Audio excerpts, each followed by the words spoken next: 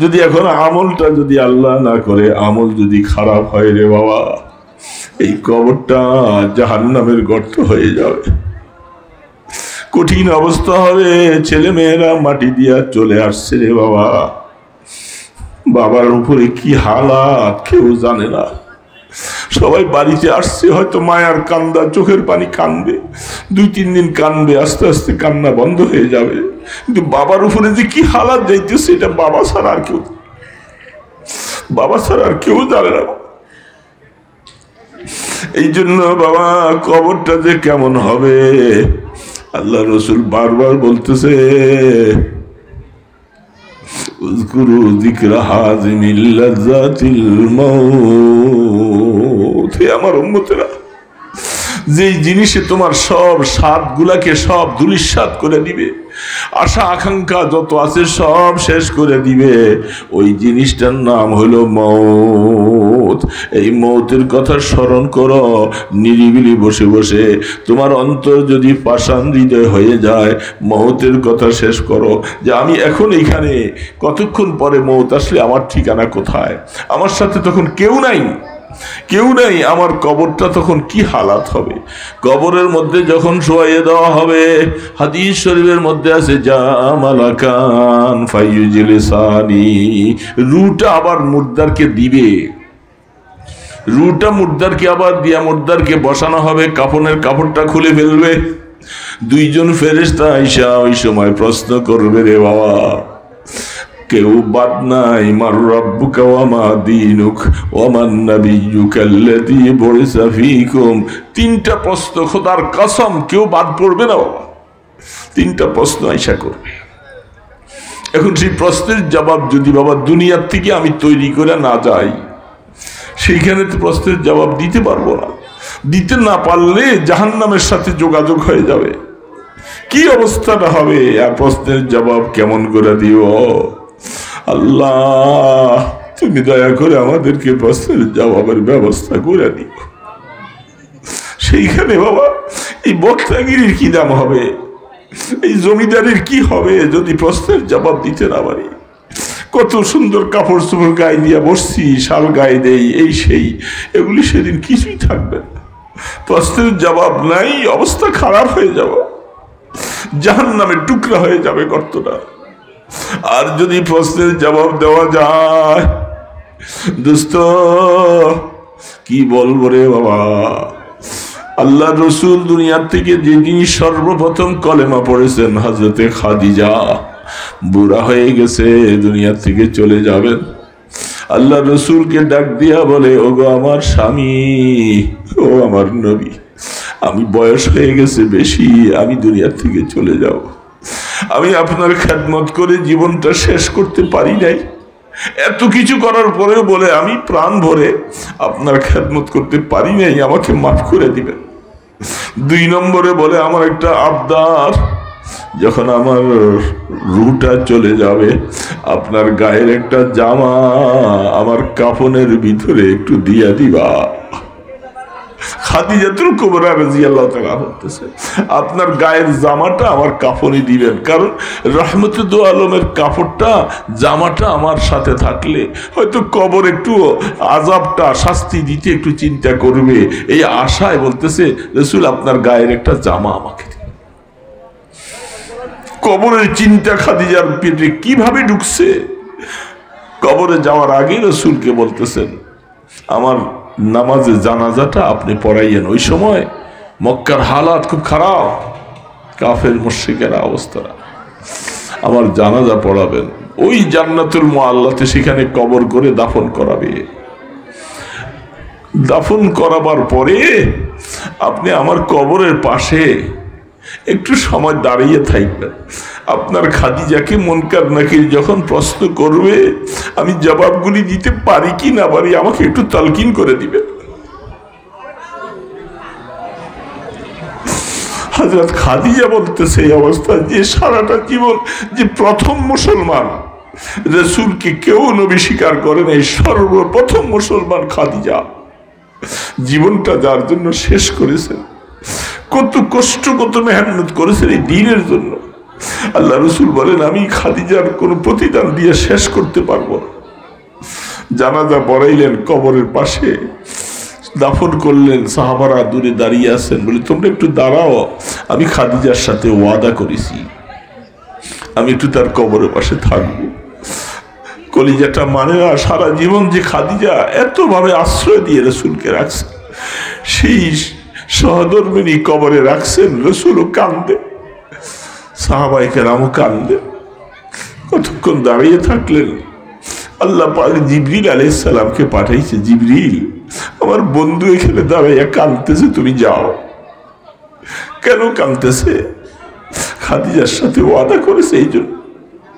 খাদিজার প্রশ্নের জবাবের জন্য আমার বন্ধু সেখানে দাঁড়াই থাকতে হবে না, বন্ধুকে চলে যেতে বলো, খাদিজার প্রশ্নের জবাব আমি আল্লাহ দিব, আমি আল্লাহ দিব। খাদিজার সারাটা জীবন ইসলামের জন্য, দ্বীনের জন্য সব কিছু করেছে। আল্লাহ রসুল তখন চোখের পানি মুছা চলে আসলেন আল্লাহ পাকের হাওলা করে, যেহেতু আল্লাহ খাদিজার জিম্মাদার হয়েছেন, আমার খাদিজা কবরে শান্তি থাকবে আশা করে চলে আসছে।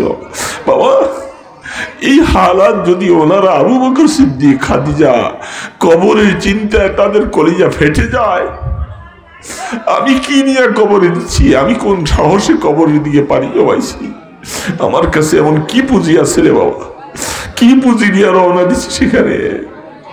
এই জন্য সবসময় একটু চিন্তা করা, নিরিবিলি বসে বসে আল্লাহ কিছুই তো নাই, কিছু করতে পারি, মাফ করে দাও, গুনাহ মাফ করে দাও, গুনাহ মাফ করে দাও। আল্লাহর কাছে বারবার চাইছে, গুনাহগুলি যদি মাফ করাইতে পারি বাবা, মওতের সময় আল্লাহ যদি একটু বন্দা বানাইয়া লয়, তাহলে তো জীবনে হায়াতের দাম, নতুবা কি হবে, কি হবে?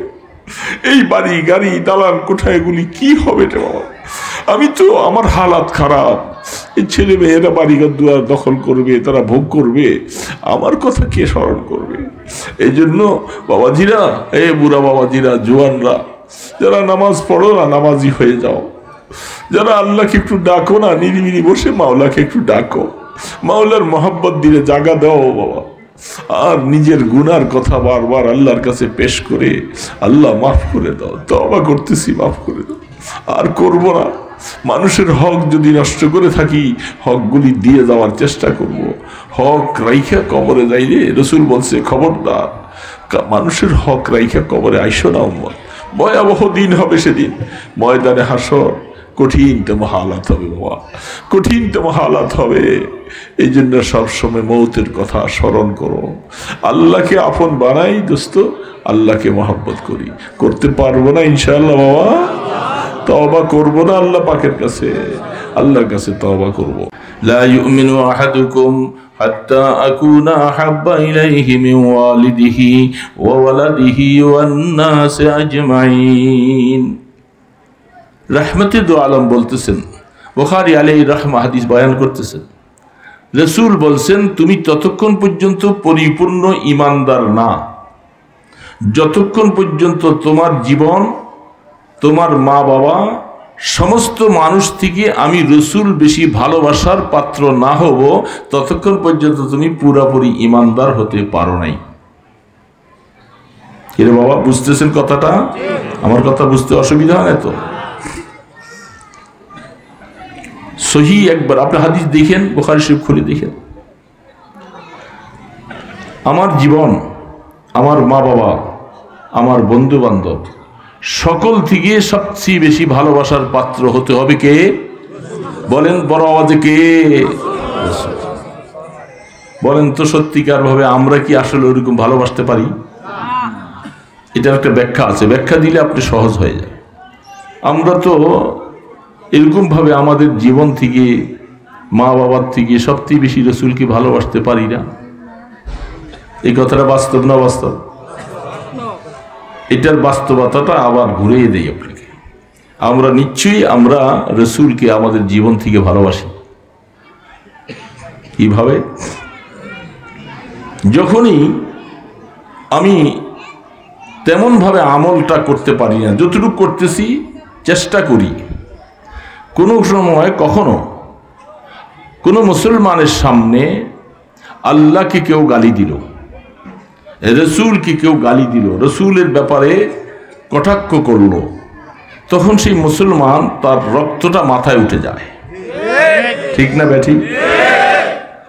সে তখন নিজের জীবনের উপরে বাজি রেখে সে চিন্তা করে এটা প্রতিহত করতে হবে, নতুবা আমি তোমার মোকাবেলা করে জীবন দিয়ে ফেলব। যেমনটা পিছনে বহু ইতিহাস এরকম আছে। তাহলে বোঝা গেল যখনই রসুলের ব্যাপারে কোনো কটাক্ষ করা হয়, কোনো রকমের গালমন্দ বলা হয়, মুসলমান হিসাবে আমি কখনো এটা সহ্য করতে পারি না, ঠিক না ভাই? ঠিক বলে এই জায়গাটা দেখেন। এখন তাহলে আমি যেমন হযরত আবু বকর সিদ্দিক রাদিয়াল্লাহু তাআলা আনহুর সামনে একজন মুনাফিক, আল্লাহর হাবিব তিনি তবুকের যুদ্ধের জন্য সাহাবায়ে কেরামদের কাছে চাঁদা চাইছেন, যেমনটা এখন আমাদের বৈরবী সাহেব আপনাদের কাছে মাদ্রাসার জন্য চাঁদা চাইছেন। এইগুলি আমরা পাইলাম কোথায়? আল্লাহ রসুল নিজে চাঁদা চাইছেন। তো মুনাফিক বলতেছে, আবু বকর, মুহাম্মদ মানুষের কাছে চাঁদা চায় আর বলতেছে আল্লাহ নাকি ধনী, সবকিছু বলতেছে। আসলে তো আল্লাহ ধনী হলে তার কাছে চাইতো, আমাদের কাছে কেন চায়? তখন সে বলতেছিল আসলে আল্লাহ ধনী না, আল্লাহ ফকির, আল্লাহ মিসকিন। বলে নাউজুবিল্লাহ। আবু বকর সিদ্দিক রাদিয়াল্লাহু তাআলা আনহু খুব নরম দিলওয়ালা মানুষ, খুব ভদ্র মানুষ। সাহাবায়ে কেরামদের মধ্যে এরকম নরম দিলওয়ালা মানুষ নেই। মুহূর্তের ভিতরে তার রক্তটা মাথায় উঠে গেছে। দেরি করলেন না, হাতটার মধ্যে যতটুকু শক্তি ছিল এমন জোরে একটা থাপ্পড় মারছে তার এখানে। উনি এই ডিস্টার্বটা করতেছেন কেন? আপনি কি সাংবাদিক নাকি? হ্যাঁ, তো আপনি আমি যা করতে এতবার একবার উঠেছেন সেরে দেন, বারবার করে আমার আলোচনা ডিস্টার্ব হয়, এগুলো আমরা পছন্দ করি না।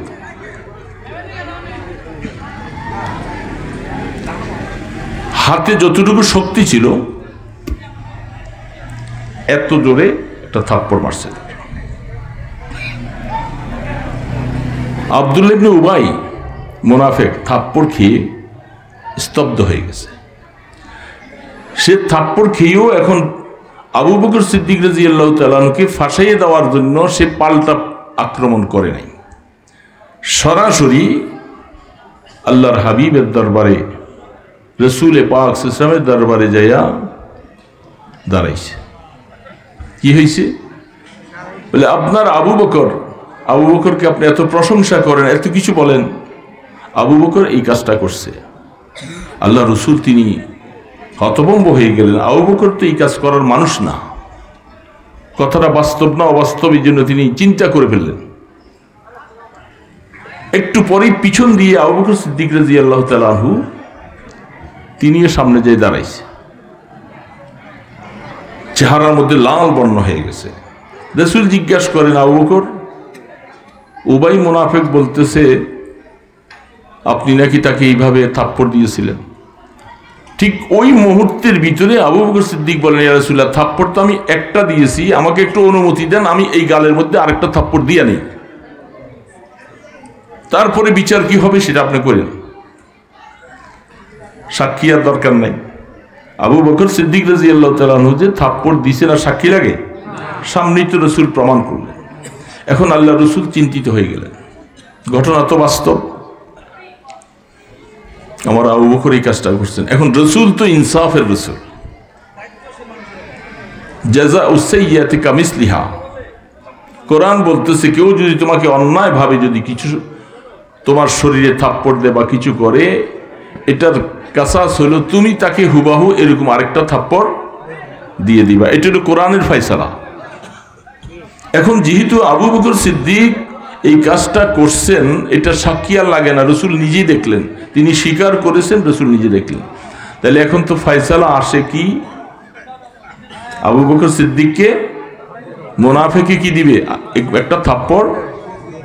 ব্যাপারটা এরকম এসে গেছে। আল্লাহ রসুল ফয়সালা দিচ্ছেন আর মনে মনে পেরেশানি, এটা কেমন? আবু বকর এটা কেন করলো জিজ্ঞাসা করবো পরে, কিন্তু ফয়সালা তো উবাই চাচ্ছিল এটার জন্য, সে প্রতিশোধ নেয় নাই যে আমি চাচ্ছি যে রসুলের কাছে যাওয়ার পরে পাল্টা একটা থাপ্পড় তাকে খাওয়াইবার জন্য ফয়সালার মাধ্যমে হয়ে যায়, যেন আমাকে দোষী সাব্যস্ত করতে না পারে। মুনাফিকের ষড়যন্ত্র। তো মুনাফিক যখন তার ষড়যন্ত্র এইভাবে তৈরি করলেন, রসুলও ফয়সালা দিবেন, আরশের মালিক আল্লাহ, আমার আল্লাহ দেখতেছেন আমার আবু বকরকে এই ফয়সালার কারণে তার গালে মুনাফিকের পক্ষ থেকে গালের মধ্যে থাপ্পড় যাবে। সে যে কথাটা কি বলছে, মুনাফিক তো এটা স্বীকার করে না। আল্লাহ পাক বললেন, জিবরিল তাড়াতাড়ি যাও আমার বন্ধুকে জানিয়ে দাও, মুনাফিক যে কথাটা বলছে এটা নিশ্চয়ই আমি আল্লাহর শানে বেয়াদবি করেছে। এই আয়াত নিয়ে জানিয়ে দাও যে আমি আল্লাহ পাক যে আমাকে ফকির আর মিসকিন বলছে, জানিয়ে দাও আল্লাহুল গনি ওয়া আনতুমুল ফুকারা, আমি আল্লাহ সর্বত্র সর্ব অবস্থায় ধনী আর তোমরা সব ফকিরের দল। মুনাফিক এই কথাটা বলছে নিশ্চয়ই আমার শানে বেয়াদবি করেছে। রাসূল এটার ফয়সালা মুনাফিক উল্টা ফাঁসাইয়া যাবে, আবু বকরকে এই ব্যাপারে প্রতিশোধ নেওয়া যাবে না। সুবহানাল্লাহ বলবেন না? আবু বকরকে প্রতিশোধ নেওয়া যাবে না, কারণ অন্যায় করেছে সে, আল্লাহ পাকের শানে এত বড় বেয়াদবি করেছে, সেটা আবু বকর সিদ্দিক তিনি সহ্য করতে পারে নাই। ইমানের কারণে গায়রতের মধ্যে চলে আসছে, প্রতিশোধ নিয়েছে।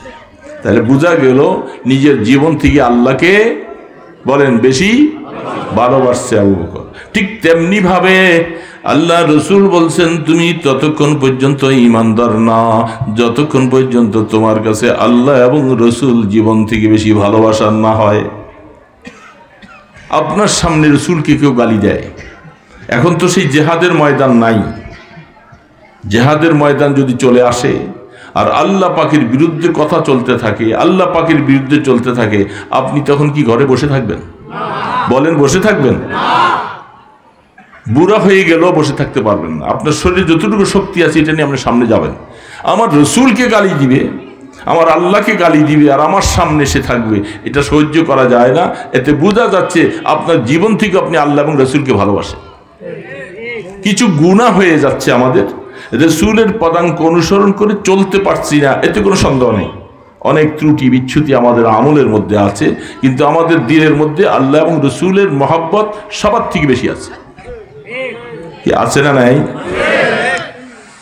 এই জন্য ওই ব্যক্তি যখন বলছে, ওগো আল্লাহ রসুল, আমার দিলের মধ্যে আর কিছু নাই, আমি আমার জীবন থেকে আপনাকে বেশি ভালোবাসি, তখন আল্লাহ রসুল বলছে, যেহেতু সাহাবাই কেরাম মিথ্যা বলে না, তাকাল্লুফি করে না, দিলে একটা জবানে আরেকটা, এমনটা না।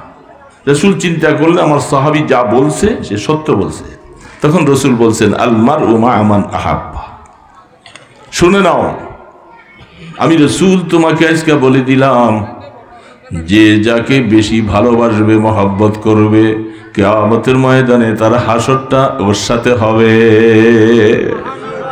এই জন্য আমরা অনেক সময় বলি যে নেককারদেরকে ভালোবাসো, আল্লাহ ওয়ালাদেরকে ভালোবাসো, দেখবা কিয়ামতের ময়দানে হাসরটা তার সাথে হবে। তখন আল্লাহ রসুল এই অবস্থায় বলতেছেন, হযরত আনাস বলতেছেন, আমি ওই দিন এই কথাটা শোনার পরে এত খুশি হয়েছি, রসুলের অন্য কথা শুনে এত খুশি হই নাই। কারণ আমি আনাসও বলতেছি আমার জীবন থেকে আমি রসুলকে বেশি ভালোবাসি। তাহলে হাসর কার সাথে হবে? কার সাথে হবে ভাই? রসুলের সাথে হাসর। তখন আল্লাহ রসুল অন্য এক আয়াতের মধ্যে বলছেন, মা'আল্লাযীনা আন'আমাল্লাহু আলাইহিম মিনান নাবিয়্যিনা ওয়াস-সিদ্দীকিনা ওয়াশ-শুহাদা'i ওয়াস-সালিহিন, যারা কিয়ামতের ময়দানে তাদের হাসর নবীদের সাথে, সিদ্দিকদের সাথে, শুহাদাদের সাথে। এইখানে কথাটা যেটা আমি বলতেছিলাম অত্যন্ত সূক্ষ্ম কথা, বোঝার চেষ্টা করলে সহজে বুঝে আসবে। কিয়ামতের ময়দানে হাসর হবে নবীদের সাথে। 2 নম্বর বলছেন কার সাথে? সিদ্দিক শব্দটা কোরআন শরীফের আয়াত, হাসর সিদ্দিকের সাথে হবে। 3 নম্বরে শহীদের সাথে, 4 নম্বরে সালেহীন নেককারদের সাথে। এই আয়াতের মধ্যে 4টা কথা বলা হয়েছে। কিয়ামতের ময়দানে যাদের সাথে হাসর হওয়ার জন্য আল্লাহ পাক আমাদেরকে রাস্তা দিয়েছেন, আমরা তো চাই যে তাদের সাথে আমাদের হাসর হোক, চাই না বাবা? বলেন দেখি, বড় আওয়াজে বলেন। নবীদের সাথে হাসর। 2 নম্বরে আল্লাহ পাক নবীদের পরের স্তরটা দিয়েছেন সিদ্দিকের মাকাম। 3 নম্বরে দিয়েছেন শহীদের মাকাম। এখন এখানে একটা প্রশ্ন, আমরা জানি বিভিন্ন সময় ওয়াজ নসিহতে আমরা শুনেছি যে নবীদের মাকাম থেকে, নবীদের মাকামের পরে হলো সিদ্দিকদের নয়, নবীর মাকাম হলো সোহাদাদের মাকাম। নির্ভেজাল নিশ্চিন্তায় জান্নাতে সরাসরি চলে যাবে। কেউ যদি সরাসরি জান্নাতে যাইতে চায়, আমাদের দেশে আগে গ্রামগঞ্জে, আপনাদের দেশও আছিল, যখন জমিনগুলি শুকাইয়া যায়, কেউ যদি এই গ্রাম থেকে ওই গ্রামে যাইতে চায়, ওই রাস্তা ঘুইরা গেলে অনেক সময় লাগে। তখন কি করে? মাঝখান দিয়া চক পাতালি, বুঝেন নাই কথাটা? চক পাতালে চলে গেলে তাড়াতাড়ি যাওয়া যায় না? ঠিক যেমনটা এই হালাতটার মধ্যে যেরকম মাঝখান দিয়ে গেলে তাড়াতাড়ি যাওয়া যায়, কোনো মানুষ যদি সরাসরি ডাইরেক্ট জান্নাতে যাইতে চায়, তার জন্য সবচেয়ে বড় উত্তম হইল আল্লাহর রাস্তায় শহীদ হয়ে যাও, আল্লাহ পাকের রাস্তায় শহীদ হয়ে যাও। তো যেহেতু শহীদের মাকাম অনেক উঁচু, ওমর ফারুক রাদিয়াল্লাহু তাআলা আনহু দোয়া করতেছেন, আল্লাহুম্মা রযুকনি শাহাদাতান ফি সাবিলিক, আল্লাহ আপনার দ্বীনের রাস্তায় আমাকে শহীদ হিসাবে তুমি কবুল করো, দোয়া করছেন। বুখারী শরীফ খুলে দেখেন, আল্লাহ রসুল তিনি হাদিসের মধ্যে বারবার বলতেছেন, সুম্মা উকতাল সুম্মা উহিয়া সুম্মা উকতাল সুম্মা উহিয়া। রসুল বারবার বলেন যে আল্লাহ, আমি মুহাম্মদ, আমি চাইতেছি আপনার দ্বীনের জন্য আল্লাহ আমাকে শহীদ করেন, আবার জীবন দেন, আবার শহীদ হয়ে যাব, আবার জীবন দেন, আবার শহীদ হয়ে যাব। এইভাবে রসুল বলছেন, আমাকে বারবার যদি আপনি জীবন দেন, আমি জীবনটা আপনার রাস্তায় বিলীন করে দিব। তাহলে বোঝা যাচ্ছে শহীদের মাকামটা সবচেয়ে গুরুত্বপূর্ণ। এখন এইখানে আল্লাহ পাক কোরআনের আয়াতের মধ্যে নবীদের পরে শহীদটাকে রাখলে না ভালো, তো মাঝখানে সিদ্দিকের জায়গাটা রাখলেন। এটা বোঝা যাচ্ছে আয়াতের দ্বারা নবীর পরের স্থান হলো সিদ্দিক, নবীর পরের স্থানটা ওলামায়ে কেরাম বুঝতেছেন। আপনারা যদি এখন আয়াতের মধ্যে দেখেন, মান নাবিয়িনা ওয়াস সিদ্দিকিন ওয়াস শুহাদায়ে ওয়াস সালিহিন, শুহাদা রাখছেন 3 নম্বরে, অথচ শহীদের মাকাম হলো সবচেয়ে বেশি। ডাইরেক্ট জান্নাতে যাওয়ার জন্য এগুলির ঘটনা অনেক আছে। শহীদ হয়ে গেছেন, রসুল বললেন হযরত জাফর বিন তাইয়ার, যে আমি দেখতেছি জাফর জান্নাতের মধ্যে তাকে 2টা ডানা দিয়েছেন, সে জান্নাতের মধ্যে সে ডানা দিয়ে বিচরণ করতেছেন আর জান্নাতের নিয়ামত খাইতেছেন। আল্লাহু আকবার। এটার এই কথাটা মনে রাখবেন, কেন সিদ্দিকের মাকাম দিয়েছেন। আবু বকর সিদ্দিক রাদিয়াল্লাহু তাআলা আনহু উহুদের যুদ্ধের মধ্যে রাসূল পাক সাল্লাল্লাহু আলাইহি ওয়াসাল্লামের দান্দান মোবারক শহীদ, 70 জন সাহাবী শহীদ। আমরা তো শুনতেছি, আর যেগুলি হাদিসের পৃষ্ঠার মধ্যে দেখা যায় তখন শরীরটা সহ্য করা যায় না, যে 70 জন সাহাবী শহীদ হয়ে গেছে। আবু বকর সিদ্দিক রাদিয়াল্লাহু তাআলা আনহু যখন আল্লাহর রাসূলের দান্দান মোবারকের মধ্যে আঘাত করা হয়েছে, মাথার মধ্যে যখন আঘাত করেছেন, রক্তরঞ্জিত অবস্থায় রাসূল যখন পড়ে যান, রাসূল এমনি যাইতে যাইয়া একটা গর্ত ছিল, গর্তের মধ্যে পা গিয়ে আল্লাহ রাসূল পড়ে গেছে। পড়ে যাওয়ার সাথে সাথে সাহাবায়ে কেরামরা যারা দিক বিদিক ছুটি বেটে গেছে সব, আল্লাহ রাসূলের সাথে মাত্র 5-6 জন, কোন রাওয়ায়াতে লেখে 10-12 জন, এছাড়া ওই সময় আর কেউ ছিলেন না, সবাই চলে গেছেন এদিক সেদিক। রাসূল গর্তের মধ্যে পড়ে গেছেন। পড়ে যাওয়ার পরে সাহাবায়ে কেরাম কেউ নাই। এখন যেহেতু ঘোষণা হচ্ছিল যে রাসূলও শেষ, শয়তান এই ঘোষণাটা দিছিল না, ইন্না মুহাম্মাদান কাদ মাত, মুহাম্মদুর রাসূলুল্লাহ সাল্লাল্লাহু আলাইহি ওয়াসাল্লাম শেষ হয়ে গেছে, এটা শয়তান ঘোষণা দিয়েছিল। তো সাহাবায়ে কেরামও মনে করছেন আর কি করব, আর কার চেহারা দেখে যুদ্ধ করব, রাসূল নাই দুনিয়াতে, মনটা একবারে। এমন সময় রহমতে দো আলম তিনি আসেন, আশপাশে তেমন মানুষ নাই বেশি, বুখারীতে রওয়ায়াত আছেন। তখন রাসূল বলতেছেন, কথা বলতে পারে না, এই যে কড়া দুইটা এখান দিয়ে আজ ঢুকছে, ঢুকার কারণে চাপাটিটা খুলতে পারে না। কথা যে বলবেন কাউকে ডাকতে, চাপাটিটা তো খোলা থাকতে হবে, কথা বলার মতো শক্তি নাই। আল্লাহ রাসূল শুধু এতটুকু ফিসফিস শব্দ আওয়াজ দিয়ে বলতেছে, ইলাইয়া ইয়া ইবাদাল্লাহ, ইলাইয়া ইয়া ইবাদাল্লাহ, ইলাইয়া ইয়া ইবাদাল্লাহ। এ আল্লাহর বান্দারা, আমি এখনো মরি নাই, বেঁচে আছি, তোমরা আমাকে রেখে চলে গেলা, তাড়াতাড়ি কাছে আসো, কাছে আসো, কাছে আসো। ছোট্ট আওয়াজে ফিসফিস শব্দ দিয়া বলতেছে, আওয়াজটা বড় করে বলতে পারতেছে, ওর করুণ শব্দ যে আল্লাহর বান্দারা আসো আমার কাছে। এই কথাটা শোনার পরে আশপাশে দুই চারজন যারা ছিলেন, আওয়াজটা সাহাবাদের কানের মধ্যে আল্লাহ বাতাসের মাধ্যমে পৌঁছে দিয়েছে। পৌঁছার পরে সাহাবারা দৌড়ে আসতেছে। যখন আসতেছিল, এসে দেখে হাদিসের বর্ণনা আল্লাহ রাসূল পড়ে গেছে। দূর থেকে নজর করে দেখে হযরত আবু কাতাদা রাদিয়াল্লাহু তাআলা আনহু বলেন, আমি দূরের থেকে নজর করে দেখলাম প্রথম থেকে যে পড়ে আছেন একজন মানুষ, যুদ্ধের পোশাক পরা, মাথার মধ্যে যুদ্ধের টুপি, লোহার টুপি। তো দূর থেকে শুধু চক্ষু দুইটা যে খোলা থাকে জেহাদের ময়দানে, এতটুকু ফাঁক, এটা দিয়ে যুদ্ধ পরিচালনা করেন দেখে দেখে।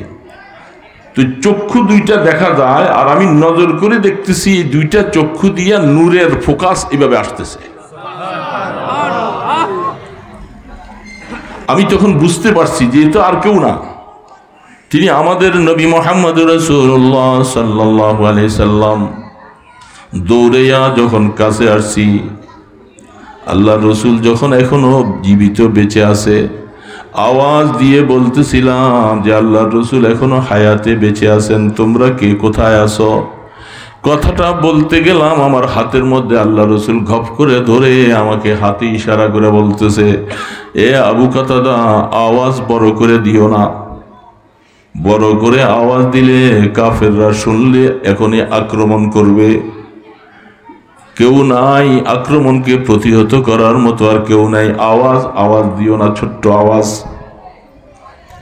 রাসূলকে ধরে উঠাইয়া বসাইলেন।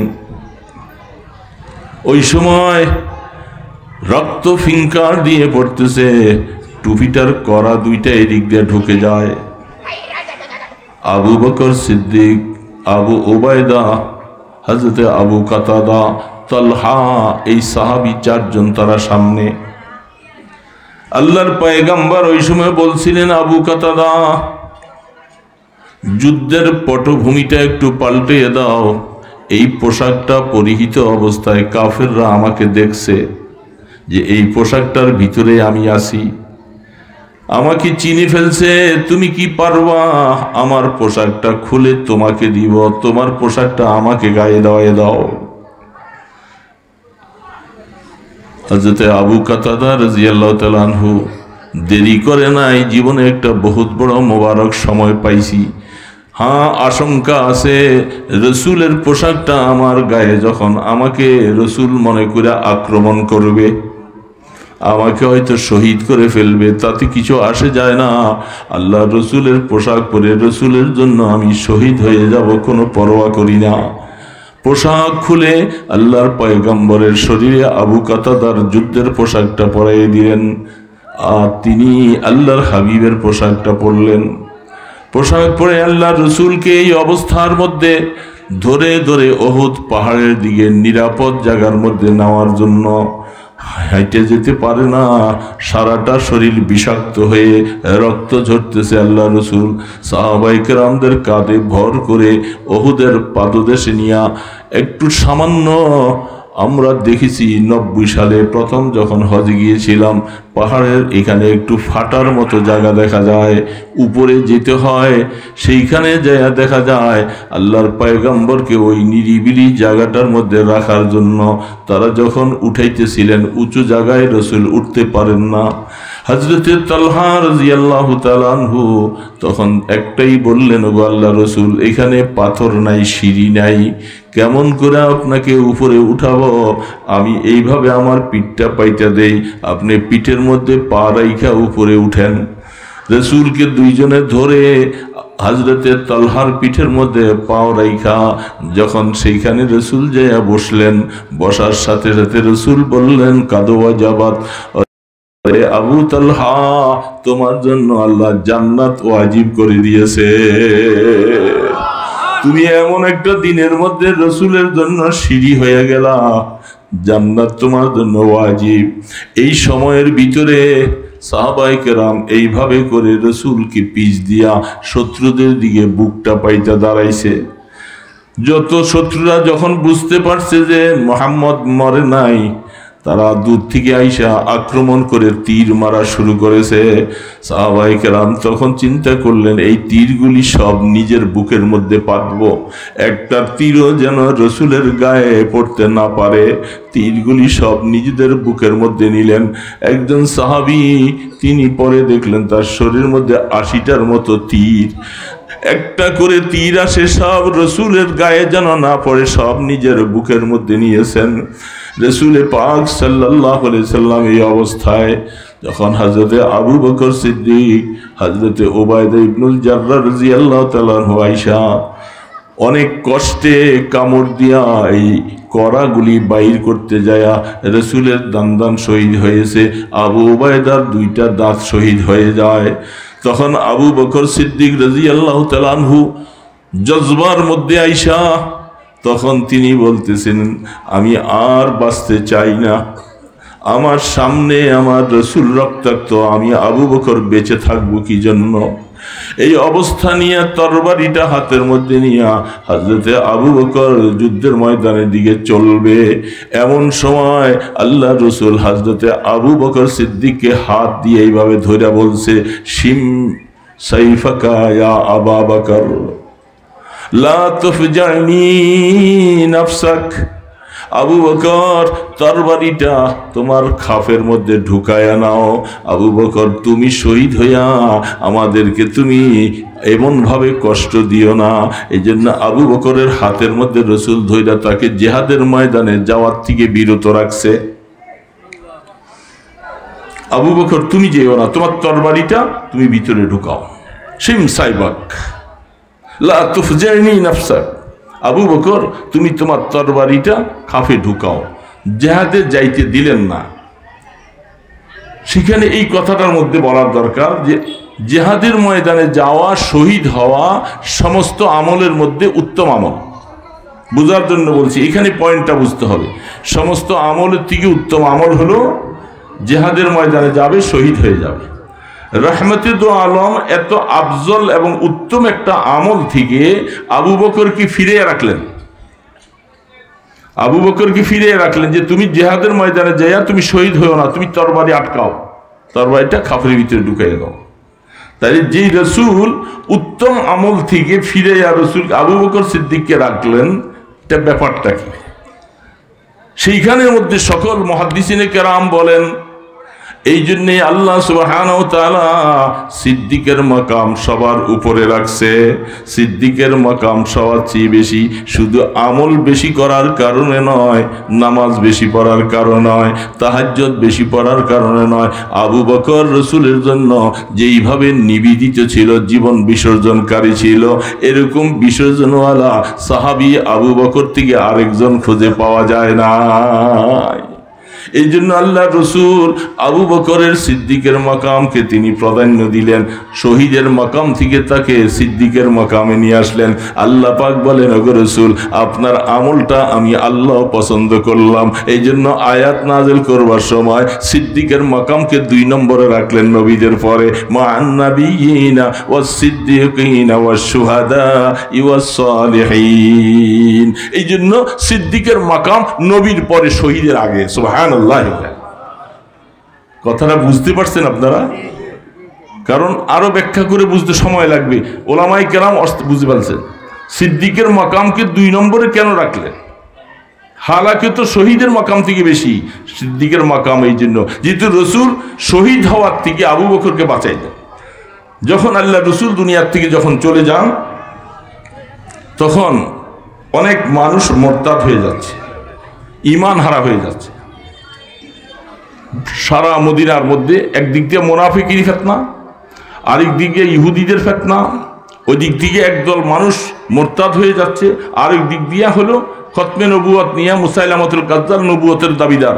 কি ফিতনাটা চতুর্দিকে মদিনার মধ্যে শুরু হয়েছে, এটা আল্লাহ ছাড়া কেউ বুঝতে পারে না। এই সময় যারা মোরতাদ হয়ে যাচ্ছে, ঈমান হারা হয়ে যায়, মুসাইলামাতুল কাজ্জাব নবুয়তের দাবি করে, মুনাফিকরা মুনাফিকি শুরু করেছে, ইহুদিরা ওই দিক থেকে সুযোগ পাচ্ছে যে তাদের নবী শেষ, এবার মদিনাকে একসাথে আক্রমণ করে শেষ করে দিবা। সাহাবায়ে কেরাম দেখছেন যে চতুর্মুখী ফিতনা। তখন আবু বকর সিদ্দিক রাদিয়াল্লাহু তাআলা আনহু বলতেছেন, আল্লাহু আকবার, আনা আখরুজ ওয়াহিদাতান। আবু বকর সিদ্দিক বলতেছেন, এই ভাইরা, আমি এই মুহূর্ত তাদের মোকাবেলায় যুদ্ধ করার জন্য প্রস্তুত। যারা দিন থেকে মোরতাদ হয়ে যাবে, দিন হারা হয়ে যাবে, তাদের মোকাবেলা করব আমি।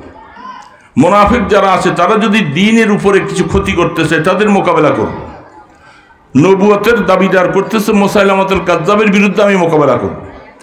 দেখেন সেখানে ওমরে ফারুক, আলী রাদিয়াল্লাহু তাআলা আনহু, উসমান গনি, বড় বড় সাহাবায়ে কেরাম সকলে একসাথে বসে মুশাওয়ারা দিলেন যে এই মুহূর্তে আবু বকর সিদ্দিক রাদিয়াল্লাহু তাআলা আনহু যুদ্ধ শুরু করাটা ভালো হবে না।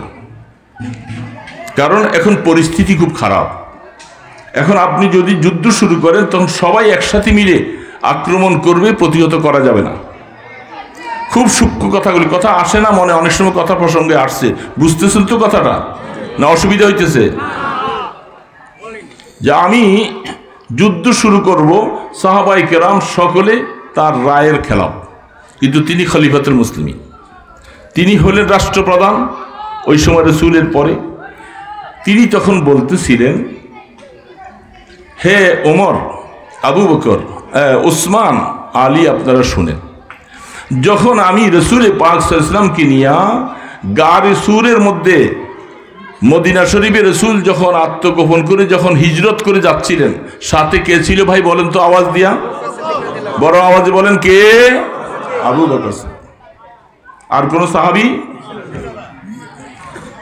আবু বকর সিদ্দিক রাদিয়াল্লাহু তাআলা আনহু যখন সেই সময় আল্লাহ রসুলের সাথে ছিলেন, তখন রসুল বলছিলেন যে দুশমনরা তো চলে আসছে, ভয় লাগতেছে।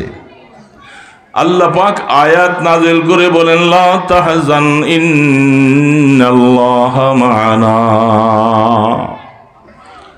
জিবরিল আলাইহিস সালাতু ওয়াস সালাম আয়েশার সাথে সাথে আয়াত নাযিল করে বললেন, ওগো বন্ধু, ওগো রাসূল, আপনার সাথী বন্ধু আবু বকরকে বলে দেন যে ভয় পাওয়ার কোনো কারণ নাই, আল্লাহ আমাদের সাথে আছে, আমরা দুইজন তো নয়, আল্লাহ আমাদের সাথে। বলেন সুবহানাল্লাহ। আল্লাহ আমাদের, আল্লাহ যদি এই ঘোষণাটা দিয়ে দেয় যে আল্লাহ আমার সাথে আছে, আমার কি আর পরোয়া আছে? কোনো টেনশন? কোন দুশ্মন কার এত বাবার ক্ষমতা আছে কিছু করতে পারে? যেহেতু আল্লাহ পাকের মতো শক্তিওয়ালা আর পৃথিবীতে আছে কেউ, কোনো ক্ষতি করতে পারবে না, ভয় পাওয়ার কোনো কারণ নেই। এই কথাটা আবু বকর সিদ্দিক রাদিয়াল্লাহু তাআলা ওই সময় বয়ান করতেছেন। আপনাদের সকলকে আমি কাফের মুশরিক মুরতাদদের মোকাবেলায় যুদ্ধ করার জন্য আমি বলছি, আপনারা রাজি না। আবু বকর সিদ্দিক বলতেছেন, আমি একা বেরিয়ে যাব তরবারি হাতে নিয়ে, কেউ যদি আমার সাথে না থাকেন, আমি একা আবু বকর তাদের মোকাবেলার জন্য প্রস্তুত।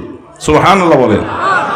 তখন তিনি এই দলিলটা পেশ করছে, আমি যখন আল্লাহ রসুলকে নিয়া গারে সুরের মধ্যে ছিলাম, একটু ভয় পেয়েছিলাম, আমার আল্লাহ আয়াত নাজিল করে বলছে, বন্ধু আপনার আবু বকরকে বলে দেন ভয় পাওয়ার কারণ নাই, আল্লাহ আমাদের সাথে আছে।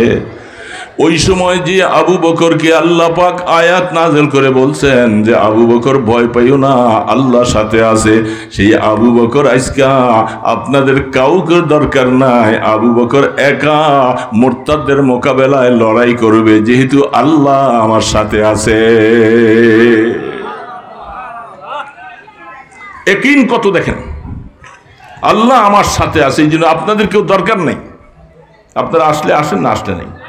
যে এই আয়াত শোনার পরে, অথচ কোরআনের আয়াত হাকিকত এতক্ষণ কারো খেয়াল ছিল না, হঠাৎ করে সব সাহাবায়ে কেরাম স্তব্ধ হয়ে যায়। আরে আবু বকর কোরআন এমন বুঝলো, আমরা তো বুঝতে পারি নাই। তখন সব সাহাবী একসাথে বলে, আবু বকর আপনি তাদের মোকাবেলায় যুদ্ধ করেন, আমরাও আপনার সাথে আছি, আমরা আপনার সাথে আছি। এই জন্য আবু বকর সিদ্দিক রাদিয়াল্লাহু তাআলা আনহুর মাকাম সবার থেকে বেশি।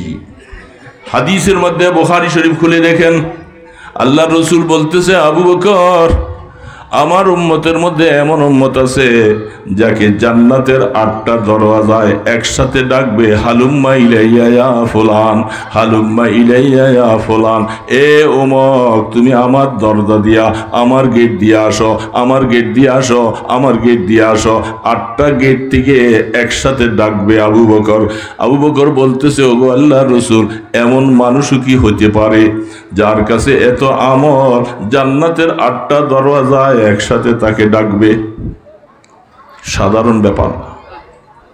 রাসূল বলেন, আনা আরজু আন তাকুনা মিনহুম ইয়া আবু বকর। ওগো আবু বকর, আমি রাসূল এই কথা আরজু করতেছি, সেই ব্যক্তি তুমি আবু বকর হইবা, তুমি আবু বকর হইবা। জান্নাতের 8টা দরওয়াজায় একসাথে তোমাকে কিয়ামতের ময়দানে ডাকবে, আবু বকর আসো, তাড়াতাড়ি ঢুকো, আমার ভিতরে আসো। সেই আবু বকর সিদ্দিক রাদিয়াল্লাহু তাআলা আনহু, এই জন্য আল্লাহ রসুল বলছেন, সমস্ত উম্মতের আমলকে এক পাল্লায় ওজন করলে আমার আবু বকরের আমলের সমান হবে না। সেই আবু বকর সিদ্দিক রাদিয়াল্লাহু তাআলা আনহু, তিনি আল্লাহ পাকের কাছে নিরিবিলি রাত্রে বসে বসে কান্দে। কাইফা হালি ইয়া ইলাহি লাইসা লি খায়রুল আমাল সু আমালি কাসীরুন যাদু তাআতি কলিল খুয বিলুতফিকা ইয়া ইলাহি মাল্লাহু যাদুন কলিল ইন্নাহু শাখসুন গরীবুন মুযনিবুন আবদুন যালিল যামবুহু যামবুন আযীমুন ফাগফিরিয যামবাল আযীম মুখলিসুম বিসসিদকি ইয়া عند بابك يا جليل دلني آتي في الضمير دلني خير الدليل ربنا إذا أنت قاضٍ والمنادي جبرائيل كل نارا أبردي في حق كما قلت قلنا يا نار كوني أنت في حق الخليل فسبحان الله وبحمده আবু বকর সিদ্দিক রাত্রিবেলা নিরিবিলি বসে চোখের পানি ছাড়ে আর আল্লাহর কাছে এই আরবি যে ছন্দগুলি বললাম এগুলি বলে বলে আল্লাহর কাছে দোয়া করতেছে। দোস্ত বাবা, বুড়া বাবা যারা আছেন, আমাদের মতো সমবয়সী বেশি যারা আছো, লম্বা কথা আর বলবো না, একটু বুঝার জন্য বলছি। নিরিবিলি, ঘরের দরওয়াজা বন্ধ, বাতি নাই, আল্লাহর কাছে দোয়া করতেছে, আল্লাহ আমি আবু বকরের হালাত খুব খারাপ, আমার কাছে কোনো আমল নাই, যাই কিছু আছে এইসব গুনাহ আর গুনাহ, তোমাকে খুশি করার মতো আমল আমি আবু বকরের কাছে নাই। আবু বকর বলতেছে, কিরে বাবা বুঝে আসতেছে কথা?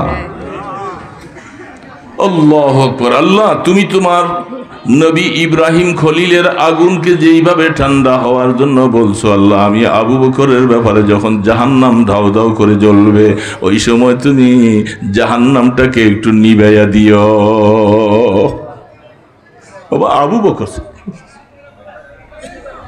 খুজবে লুতফি কি আলাহি মাল্লাহু জাদুন কলিল ইন্নাহু শাখসুন গরীবুন মুযনিবুন আবদুন যালিল। আল্লাহ আমি একটা নিকৃষ্ট মানুষ, আমার কাছে তেমন কিছু নাই, আমি কি নিয়ে আপনার কাছে যাব?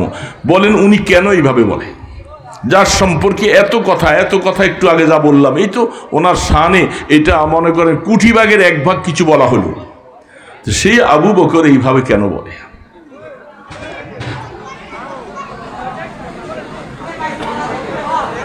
তিনি আল্লাহু আকবার রহমতে দু আলম হাবিবি কিবরিয়া মুহাম্মদুর রাসূলুল্লাহ সাল্লাল্লাহু আলাইহি সাল্লাম, তিনি বলতেছেন, আম্মা জান আয়েশা বলেন, কিয়ামতের ময়দানে আল্লাহ পাকের রহমত ছাড়া পার হওয়ার কোনো অবস্থা নাই। যত আমল, যত ইবাদত, যত কিছুই করো না কেন বান্দা, সব আমলগুলি আল্লাহ পাকের কাছে কোনো মূল্যই রাখে না। যদি পার পাইতে হয় আল্লাহর রহমত ছাড়া পার হওয়ার কোনো ব্যবস্থা নাই। সারা জীবনের সব আমলগুলি, আরে বাবা একটা গ্লাস পানির বিনিময়ে আসবে না, সব শেষ হয়ে যাবে। এই যা নামাজ পড়তেছি, রোজা রাখলাম, এগুলির কোনো তেমন কিছুই নাই। কি নামাজ পড়লাম, কি জীবনে কত সেজদা দিছি, কি করছি, এগুলি দিয়া পার পাবো? এই জন্য আল্লাহ রসুল বলেন, পার পাওয়ার একটাই মাত্র, আল্লাহ তুমি যদি ইনসাফ করো। আল্লাহ তো ইনসাফওয়ালা না? বলেন আল্লাহ কি জুলুম করে কারো উপরে? এখন চুপ থাকলে গুনাহ হবে। আল্লাহ কি কারো উপরে জুলুম করে? কারণ কতগুলি প্রশ্নের জবাব সাথে সাথে দিতে হবে। আল্লাহ জুলুম করে না, এটাই 16 আনায় 16 আনা। সামান্য মতো এই কথা আনেন যে আল্লাহ জুলুম করে, তাহলে ঈমান শেষ। আল্লাহ জুলুম করেন না, তাহলে আল্লাহ ইনসাফ করবেন। আল্লাহু আকবার। হাদিসের মধ্যে আছে, আল্লাহ তুমি যদি ইনসাফ করো, ইনসাফ মানে কি? যে যা পাওয়ার তাকে তাই দেওয়া, ঠিক না? যে যা পাওয়ার তাকে তাই দেওয়া। ইনসাফ করতে গেলে আল্লাহ আমরা ধরা পড়ে যাব, কারণ আমরা যা পাওয়ার ইনসাফ অনুযায়ী করতে গেলে আমরা বাঁচতে পারবো না, হ্যান্ড কাপ লেগে যাবে, বাঁচার উপায় নেই। হ্যাঁ, তোমার কাছে কি চাই? তোমার রহমত চাই। ইনসাফ করলে আমাদেরকে আমরা ধরা পড়ে যাব, কোনো সন্দেহ নাই। শুধু রহমত, তোমার রহমত ছাড়া পার হওয়ার কোনো গতি নাই বাবা, একমাত্র তোমার রহমত। তখন আম্মা জান আয়েশা বলেন, ইয়া রাসূলুল্লাহ আপনি জীবনে এত আমল করলেন, এত কিছু, আপনারও কি আল্লাহর রহমত ছাড়া পার হওয়া যাবে না? রাসূল বলেন, আয়েশা আমি রাসূলও কিয়ামতের ময়দানে আমার আল্লাহর রহমত ছাড়া পার হতে পারবো না।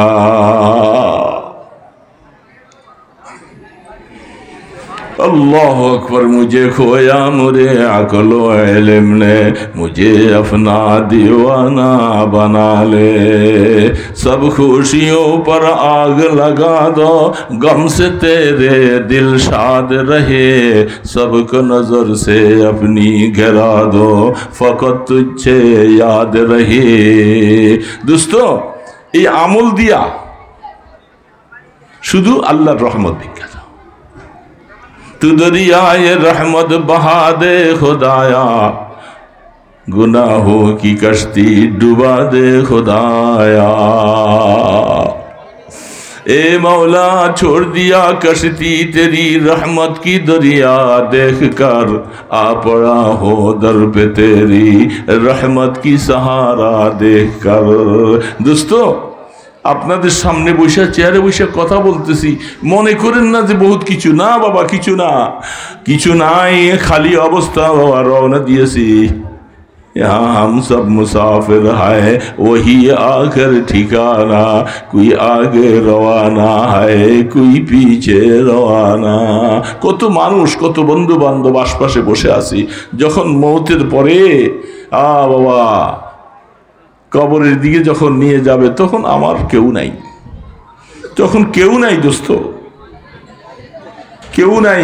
দেখলাম কোথায় যেন অনেকদিন আগের কথা, মারা গেছে, বাবাকে জানাজা দিবে, এখন মুষলধারে বৃষ্টি, কবর করতেছে, কবরের মধ্যে পানি উঠতেছে, ছেলেরা বালতি দিয়ে দিয়ে পানি সেচে, পানি উঠা বন্ধ হয় না, অনেকক্ষণ পর্যন্ত অপেক্ষা, উপর দিয়ে তেরপাল দিয়ে কবর করতেছে, উপরের পানি বন্ধ করেছে, নিচের পানিতে বন্ধ করা যায় না, এখন কবর কোথায় করবে? আর তখন একজন বুদ্ধি করলো কি করার আছে, এখন কতক্ষণ রাখা যাবে এইভাবে?